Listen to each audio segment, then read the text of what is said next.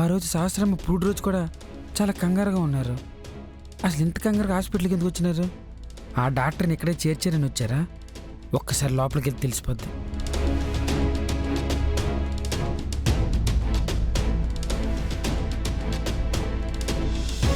పద్మాక్షి గారు, మీరేంటండి ఇలా వచ్చారు? ఏం లేదు డాక్టర్, ఏదో చిన్న పనుండి వచ్చాను. మళ్ళీ మిమ్మల్ని కలుస్తాను. అలాగే మేడం.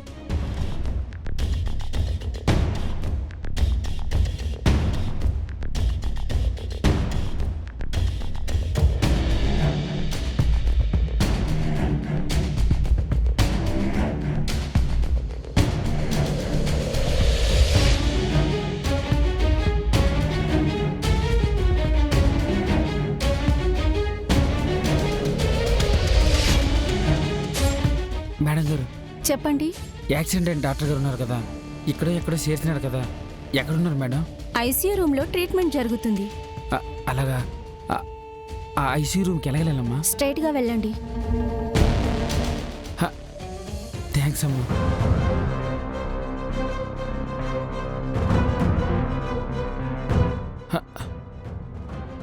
ఎక్కడికండి? లోపలికి వెళ్ళాలమ్మా. పర్మిషన్ లేకుండా లోపలికి వెళ్ళకూడదు. మీరు ఇక్కడే వెయిట్ చేయండి.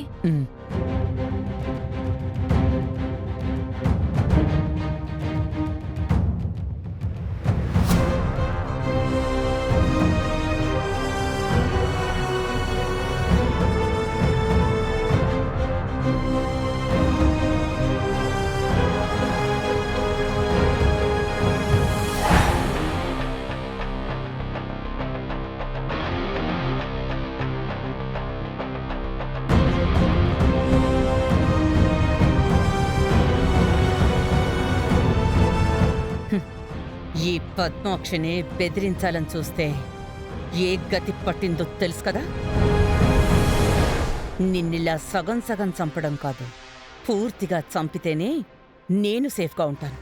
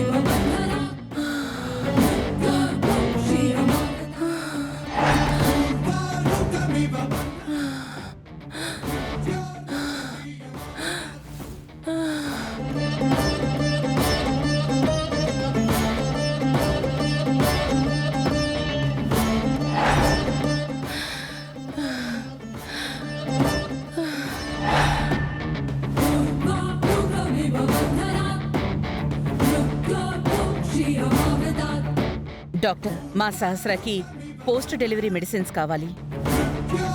తన ఈ మధ్య కొంచెం డల్గా ఉంటుంది. అలాగే మేడం, నేను మెడిసిన్స్ రాసిస్తాను.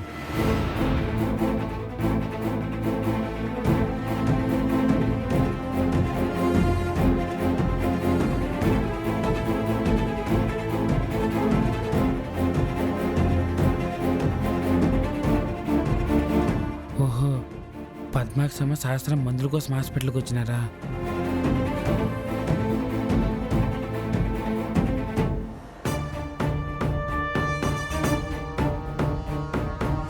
సరే మేడం, నేను మెడిసిన్స్ ఇందులో రాసిస్తాను. అలాగే డాక్టర్.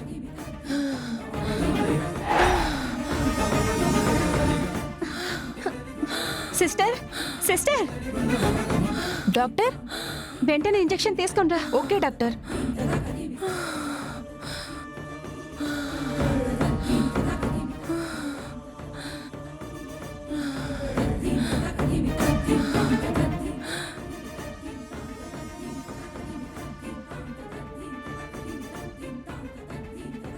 డాక్టర్ మీకేం కాదు, మీరు ధైర్యంగా ఉండండి. డాక్టర్, నేను చెప్పేది వినండి. నేను చాలా పెద్ద తప్పు చేశాను. డాక్టర్ అవన్నీ తర్వాత మాట్లాడుకుందాం. లేదు డాక్టర్, నాకంత టైం లేదు. మీకు ముఖ్యమైన రహస్యం చెప్పాలి. సిరి, మీరు డెలివరీ చేసిన సిరి ఉంది కదా, తనకు పుట్టిన ఆడపిల్లని నేనేం చేశానంటే... చూడండి డాక్టర్ గారు, ఆ లక్ష్మికి డెలివరీ అవుతుందన్నారు కదా, బిడ్డ డెలివరీ అవుతూనే మీరందరూ చాలా అలర్ట్గా ఉండండి.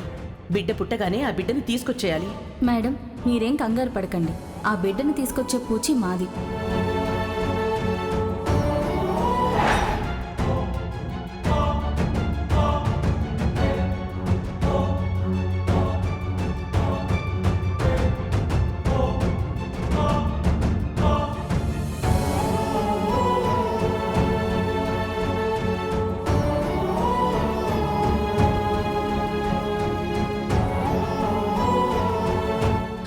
మీరెలాగైనా ఆ బిడ్డని సిరి దగ్గరికి చేర్చాలి.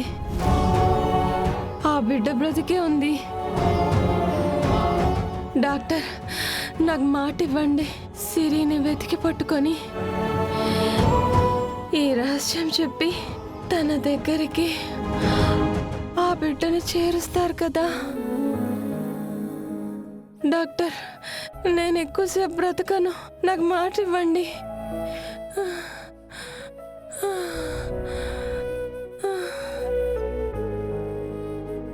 డాక్టర్, సిరి దగ్గరికి ఆ బిడ్డని ఎలాగైనా చేరుస్తాను.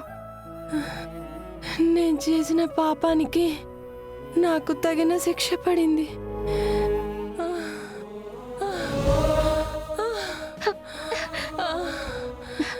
డాక్టర్ మీకేం కాదు. డాక్టర్, డాక్టర్ మీకేం కాదు. డాక్టర్ మీకేం కాదు. డాక్టర్